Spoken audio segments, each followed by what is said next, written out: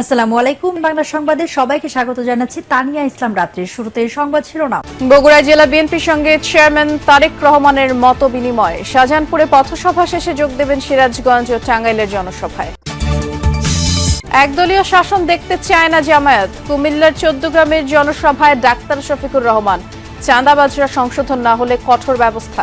বাংলাদেশের মানুষ একটা পরিবর্তন চায় এবং 13 তারিখ থেকে বাংলাদেশের মানুষ একটা পরিবর্তন দেখতে চাচ্ছে।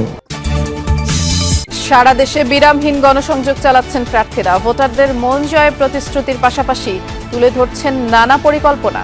ভোট আসছে, আমরা যে সঠিকভাবে প্রয়োগ করতে পারি, আমরা সঠিক লোকটাকে বেছে নিতে পারবো। যত শক্তিশালী হোক না কেন, আমরা তাদেরকে আইনের আওতায় নিয়ে আসবো ইনশাআল্লাহ। সামাজিক মাধ্যমে জমজমাট নির্বাচনী প্রচার। শুধু ফেসবুকে বিভিন্ন প্রার্থীর খরচ অর্ধ লক্ষাধিক। ডিজিটাল প্ল্যাটফর্মে ব্যয়ের সীমাও হিসাবে আনা উচিত বলছেন গবেষক। উত্তরবঙ্গে আজও নির্বাচনী প্রচারে ব্যস্ত বিএনপি চেয়ারম্যান তারেক রহমান। দুপুরে সিরাজগঞ্জের বেসিক শিল্প পার্কের জনসভায় যোগ দেবেন তিনি। এর মধ্যে সড়ক পথে রওনা হয়েছেন সমাবেশ স্থলের উদ্দেশ্যে। সকালে বগুড়া হোটেল নাজ গার্ডেনে অনুষ্ঠিত হয় মতবিনিময় সভায়। আর এ সময় বগুড়া 6 সদর নির্বাচনী এলাকায় বিএনপি অঙ্গ সংগঠনের নেতৃবৃন্দের সাথে মতবিনিময় করেন চেয়ারম্যান তারেক রহমান।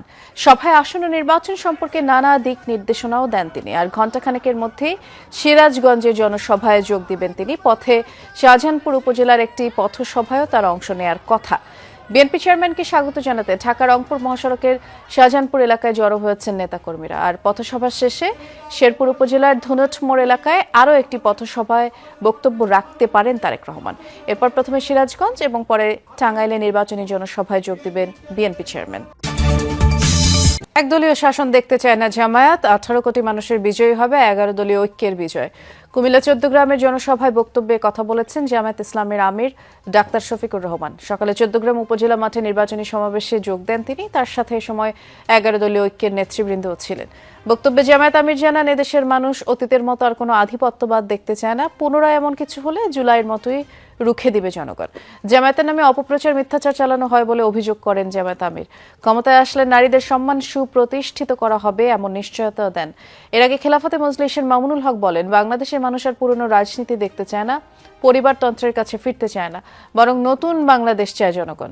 আর এনসিপির আহ্বায়ক নাহিদ ইসলাম বলেন, পার্শ্ববর্তী একটি দেশ বারবার বাংলাদেশের রাজনীতিতে হস্তক্ষেপ করার চেষ্টা করছে। আগামীতে কারা ক্ষমতায় আসবে তা নির্ধারণ করবে দেশের জনগণ।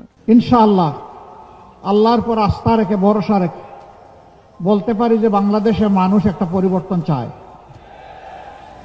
এবং 13 তারিখ থেকে বাংলাদেশের মানুষ একটা পরিবর্তন দেখতে চাচ্ছে। আমরা দলীয় কোনো শাসন এই দেশে দেখতে চাচ্ছি না। আমরা জামাতে ইসলামের বিজয় চাচ্ছি না। 18 কোটি মানুষের বিজয়ী হবে আমাদের 11 দলের সবার বিজয়। এবং গণসংযোগে দেশ জুড়েই ব্যস্ত ত্রয়োদশ জাতীয় সংসদ নির্বাচনের প্রার্থীরা। সকাল থেকেই মাঠে বিভিন্ন দলের প্রার্থীরা নানা প্রতিশ্রুতি দিচ্ছেন তারা এবং ভোটারদের সামনে নিজেদের কর্ম পরিকল্পনাও তুলে ধরছেন। নিজ নিজ এলাকায় ধানের শীষের পক্ষে পথসভা, সমাবেশ, লিফলেট বিতরণ, গণসংযোগ করছেন বিএনপির প্রার্থীরা। জামায়াতের প্রার্থীরাও প্রচারণা কার্যক্রম চালাচ্ছেন, চাইছেন দাঁড়িপাল্লার পক্ষে ভোট। থেমে নেই অন্যান্য দল ও স্বতন্ত্র প্রার্থীরাও, কর্মব্যস্ত সময় কাটাচ্ছেন তারা।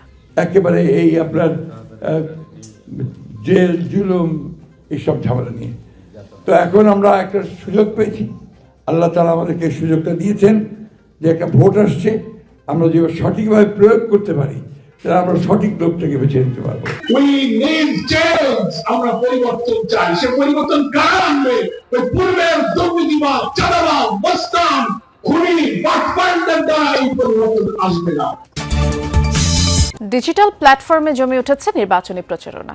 শুধু ফেসবুকে রাজনৈতিক বিজ্ঞাপনে প্রায় 65 লাখ টাকা খরচ করেছেন বিভিন্ন প্রার্থী। বিনিয়োগে এগিয়ে বিএনপি ও জামায়াতে ইসলামী। দলীয় পেজের বাইরে প্রচারণা চলছে সমর্থকদের অ্যাকাউন্ট থেকেও। প্রার্থীরা বলছেন, সামাজিক মাধ্যমে শুধু এলাকার ভোটারের কাছে বার্তা পৌঁছানো কঠিন, বাড়তি ব্যয় হচ্ছে কন্টেন্ট নির্মাণেও। যদিও ডিজিটাল প্ল্যাটফর্মে ব্যয়ের সীমা তদারকি নিয়ে প্রশ্ন আছে গবেষকদের। আরও জানাচ্ছেন সহকর্মী তৌহিদ হোসেন। আমরা সরকার গঠনে সক্ষম হলে ফ্যামিলি কার্ড চালু করব। আইন শৃঙ্খলার পরিবেশ যাতে ঢাকা 11 এলাকায় ভালো থাকে সেজন্য উদ্যোগ গ্রহণ করব। নির্বাচনের আগে সোশ্যাল মিডিয়া এখন যুদ্ধক্ষেত্র। পোস্টার, লিফলেট, ব্যানারের বদলে প্রার্থীদের লড়াই চলছে ভিডিও, গ্রাফিক্স, লাইভ আর রিলস দিয়ে। কিছু ডলার খরচ করলেই ভোটের দাবি চলে যাচ্ছে 13 কোটি ইন্টারনেট গ্রাহকের কাছে, যার মধ্যে 6.5 কোটি ফেসবুক, 5 কোটি ইউটিউব আর বাকিরা ইনস্টাগ্রাম আর টিকটক ইউজার। আবার প্রার্থী বা তার দলের ফলোয়ারদের সংখ্যাও নেহায়েত কম নয়। ডিজিটাল প্রচারণায় এবার তাই জনবল নিয়োগ করেছেন প্রায় সব প্রার্থী।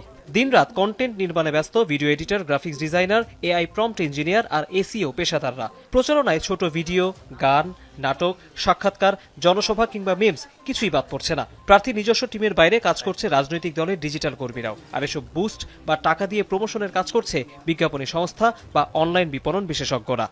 ইচ্ছা করলেই কোনো একজন প্রার্থীর বিরুদ্ধে অন্য প্রার্থী অথবা চেনা জানা যায় না এরকম একটা গুপ্ত জায়গার থেকে বা সুপ্ত জায়গার থেকে নেতিবাচক প্রচারণা করে প্রার্থীর ইমেজ নষ্ট করার একটা অপচেষ্টাও আছে। এই অপচেষ্টাটা কোনো রোধ করার দরকার আছে, সেটা না হলে ভোটার, এলাকার জনগণ বিভ্রান্ত হচ্ছে। গুগল আছে, ইউটিউব আছে এবং আদার্স যেগুলো আছে, সেখান থেকে ফাইন্ড আউট করা কে কি করছে এটা আসলে কঠিন হবে। এটা নির্বাচন কমিশনের জন্য কঠিন হবে।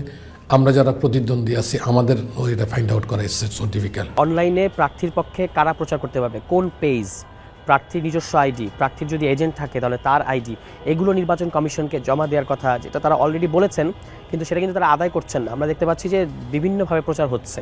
কোনো প্রার্থী নির্বাচনী প্রচারণার ব্যয় সম্পর্কে কখনোই তথ্য দেয় না গুগল বা ইউটিউব। টিকটকে এমন পাবলিসিটির নিয়ম নেই, তবে ফেসবুক বা মেটা প্ল্যাটফর্মে কিছু তথ্য পাওয়া যায়। ফেসবুকের আর তাতে দেখা যায় বাংলাদেশের রাজনৈতিক বিজ্ঞাপনে এখন পর্যন্ত খরচ হয়েছে প্রায় 65 লাখ টাকা। এর মধ্যে 112টি পেজ অন্তত $100 খরচ করেছে। $100 নিচে হলে সেই তথ্য আবার ফেসবুকের কাছ থেকে পাওয়া যায় না।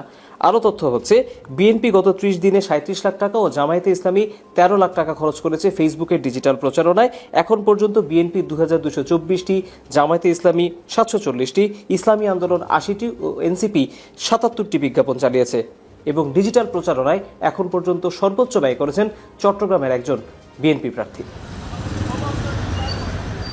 প্রার্থীদের এমন ডিজিটাল ডামাডোলে নির্বাচন কমিশনের নজরদারি আদৌ কি আছে? কেউ ব্যয়ের সীমা ছাড়িয়ে গেলে কিভাবে বুঝবে ইসি? এমন প্রশ্ন এখন উঠছে হরহামেশা। $100 নিচে আলাদা করে অনলাইন বুস্টিং করলে সেই তথ্য সামাজিক মাধ্যম দেয় না, তার মানে বাস্তব খরচ আরও বেশি। প্রার্থীদেরকে তো হিসাব দিতে হয় যে সে প্রচারণায় কত টাকা খরচ করলো। সেই হিসাবের জায়গাটাকে সে কিভাবে ডিফাইন করবে সামাজিক মাধ্যমের জন্য, এটা এখনো পরিষ্কার না। এবং ডিফাইন করার জন্য এনাফ টুলসও তার হাতে নাই, কারণ টুলসগুলো তো প্ল্যাটফর্মের হাতে। সে ডাটা না দিলে আপনি কীভাবে জানবেন? সো এখন পর্যন্ত এটা সেলফ রিপোর্টিং, এবং এই সেলফ রিপোর্টিংকে কীভাবে আপনি অ্যাকাউন্টেবিলিটি ফ্রেমওয়ার্কে আনবেন সেটা পরিষ্কার না।